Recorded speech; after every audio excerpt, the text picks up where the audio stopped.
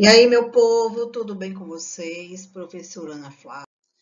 Então, dando continuidade à nossa videoaula com relação à Guerra Fria, nossa última aula desse assunto, podemos observar aqui dois tipos de alianças. Um com relação aos Estados Unidos e outro com relação à União Soviética. Então, nós temos a OTAN, Pacto de Aliança Americana, Pacto de Varsóvia, União Soviética. Lembrando que OTAN é uma sigla com as iniciais do nome do acordo, ou seja, Organização do Tratado do Atlântico Norte, países capitalistas. No centro da bandeira nós temos a representação do OTAN, ou seja, os pontos cardeais, por conta da localização territorial dos países de apoio, ao redor dos países do sistema capitalista. Foi fundado no ano de 1949, tipo aliança militar, ou seja, o objetivo era militar, com a intenção de coordenar a defesa dos países membros com relação aos ataques de qualquer entidade de organização externa. Quando ele fala de organização externa, está se referindo a outros países que têm como objetivo dominar, explorar países do sistema capitalista. No caso, União Soviética e seus apoiadores. Do outro lado, o Pacto de Varsóvia está relacionado com apoio da União Soviética e seus membros. Foi fundada em 1955, também uma aliança militar com o objetivo de coordenar a defesa em caso de agressões militares, visando o leste europeu. Isso quer dizer que visando os ataques dos países capitalistas. E foi extinto em 1991, quando a União Soviética foi desintegrada, ou seja, o sistema socialista fracassou. A sua bandeira, ela tem uma representação no círculo que significa União da Paz e do Socialismo. Então, aqui nós temos dois pactos militares, OTAN, Estados Unidos, e Varsóvia, União Soviética.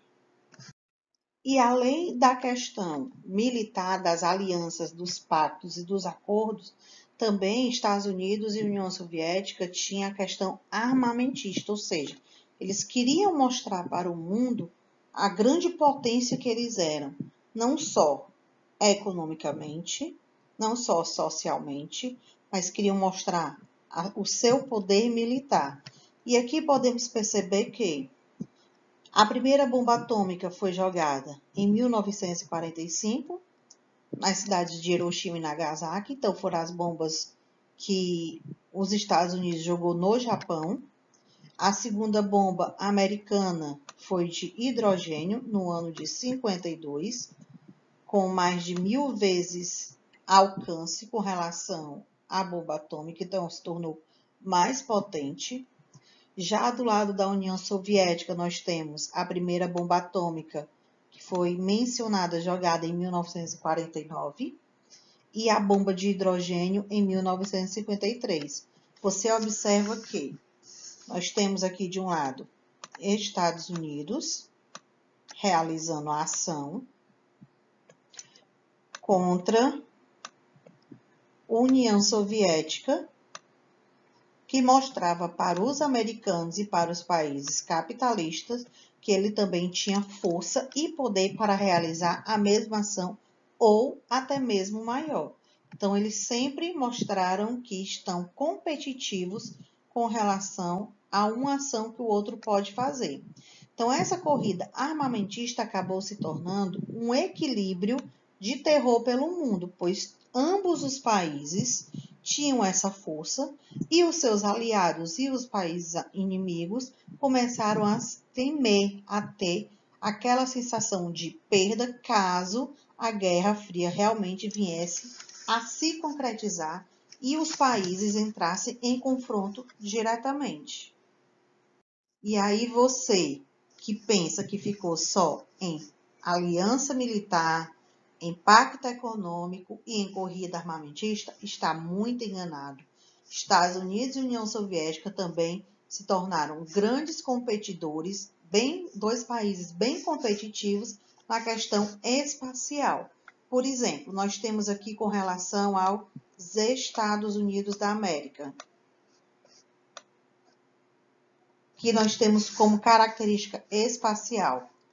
O presidente Kennedy, presidente americano, fez um pronunciamento convocando toda a nação americana para assistir o envio do homem à Lua, ou seja, eles iriam fazer uma corrida espacial.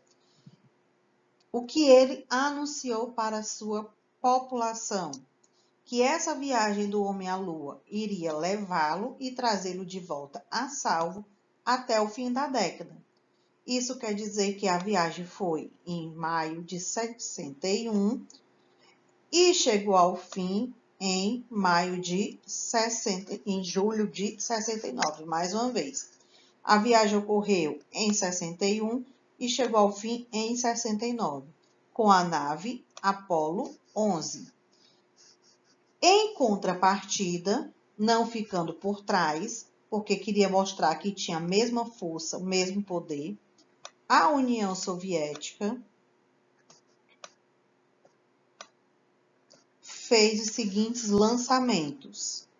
Lançou o primeiro satélite artificial, o Sputnik, em 57. A nave espacial Vostok 1, com o tripulante Yuri Gagarin, o primeiro astronauta a fazer o voo orbital em torno da Terra, em 61. Olha só, ele deu a volta na Terra. Então, deu uma volta na nossa órbita. Olhando as datas, comparando as datas, quem fez o primeiro lançamento, quem teve as primeiras atitudes? Nós temos os soviéticos em 57, com Sputnik, e com Yuri Gagarin em 61. Aí os Estados Unidos deu o contragolpe, a viagem do homem à Lua em 61. Mas você pode perceber que ambos mostraram poder para uma corrida espacial. Mas, mediante todas essas ações de superpotência com relação ao espaço, tudo não ficou só realizado à nossa órbita. Na nossa Terra, ou seja, nos territórios, o conflito ainda estava bem presente. E aqui nós temos a questão do Muro de Berlim, que dividia a Alemanha Oriental e Ocidental, ou seja, um país que foi dividido ao meio. Com a construção desse muro, que dividiu os países capitalistas e socialistas, o único país que teve seu território dividido ao meio foi a Alemanha. E por que isso ocorreu? Porque Hitler, que era aliado da União Soviética, ou seja, de Stalin, descumpriu uma aliança e invadiu os soviéticos. Por conta disso, a União Soviética entrou na Segunda Guerra Mundial, junto com ela os Estados Unidos, que se tornaram aliados para destruir a Alemanha e terem a Alemanha para si. Após terminar a Segunda Guerra Mundial, Estados Unidos e União Soviética queriam a dominação do território, não entraram num consenso e ela acabou sendo dividida ao meio e sendo implantado os dois sistemas econômicos.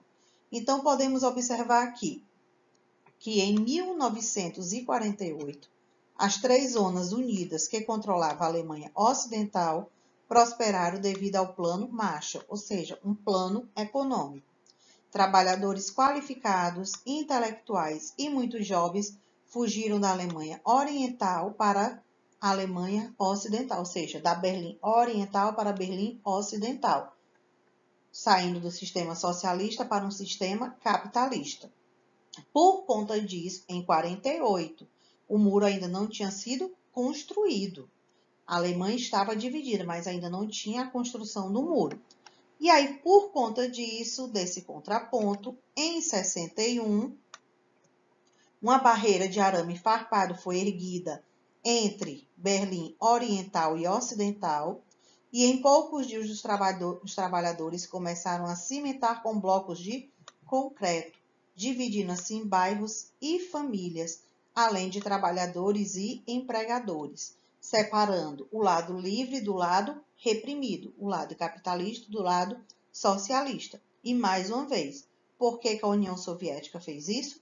Para impedir que o capitalismo levasse todos aqueles do lado socialista com uma visão de encantamento, ou seja, que ele iria enriquecer melhor, que eles iriam ter uma melhor vida. Ao longo dos anos, o muro foi reconstruído 3 vezes, cada vez mais alto, mais forte e repressivo. Torres, guardas com metralhadoras e cães vigiavam essa fronteira. As zonas ficaram proibidas, com quilômetros de largura, e foram criadas por trás de paredes. Ninguém tinha permissão para entrar ou sair nas zonas. Quem tentasse escapar seria metralhado pelos guardas, ou seja, chegaria a ser assassinado. E o Muro de Berlim foi derrubado a partir de 1989, quando começou a se iniciar o fim da Guerra Fria, o fim do sistema socialista. Aqui na imagem podemos identificar os países que foram divididos após a União Soviética se desintegrar. Então, nós temos Rússia, que ficou com o maior território, e aí, como informação para vocês, esse território da Rússia, ele faz parte de 2 continentes, encontramos ele parte do território na Europa e parte do território na Ásia, mas como a sua maior proporção está na Ásia, a Rússia ela é considerada um país do território asiático, mas além dela, com relação aos outros de divisão do território, nós temos Estônia, Letônia, Lituânia, Belarus, Ucrânia, Moldova, Geórgia, Armênia, Azerbaijão, Turcomequistão, Uzbequistão, Tadiquistão, Quirguistão, Cazaquistão, formando assim 15 países. Então, após a desintegração da União Soviética, o território foi dividido e formou-se 15 países. E para concluir o nosso assunto sobre a Guerra Fria, nós temos o exercício de fixação. Como ele vai ocorrer? Vocês deverão copiar as questões no caderno e responder. Os alunos que são da aula presencial, eu vou fazer a correção na sala de aula. Os alunos que são das aulas online deverão enviar foto no Class. Então, a nossa primeira questão fala o seguinte: quais os países que lideraram a guerra? Que guerra? A Fria. Então, ele quer saber quais são os 2 países que fizeram parte desse processo da Guerra Fria. Segunda, quais são as 6 maiores estratégias da Guerra Fria? Quais foram as 6 estratégias colocadas em prática entre esses 2 países? Terceira, vocês vão observar as características abaixo e vão dizer a qual cada uma pertence, se aos Estados Unidos ou à União Soviética. Quarta, com base na doutrina do Plano Marshall e na doutrina Truman, vocês vão me dizer a qual característica elas estão relacionadas. O item A fala sobre ajuda econômica para os países da Europa. Então, você vai dizer se foi o Plano Marshall ou a doutrina Truman. E no item B, nós temos uma política de apoio dos Estados Unidos aos países para seu restabelecimento. Plano Marshall ou doutrina Truman. Quinta questão. Quais as 2 alianças militares que caracterizaram apoio aos países da Guerra Fria? Eu quero saber o nome das 2 alianças que tinham o apoio de países capitalistas e de países socialistas, para que esse apoio fosse dado aos Estados Unidos e à União Soviética. Sexta, explique as 2 alianças militares que caracterizam a Guerra Fria, ou seja, qual o objetivo dessas alianças que vocês mencionaram na quinta questão? Qual era o objetivo delas? O que elas tinham que colocar em prática? Então, essa é a nossa atividade. E chegamos ao fim da nossa aula de hoje. Espero que tenham gostado do assunto, que tenham compreendido. Vamos ficando por aqui. Até o nosso próximo encontro. Até a nossa próxima aula. Tchau!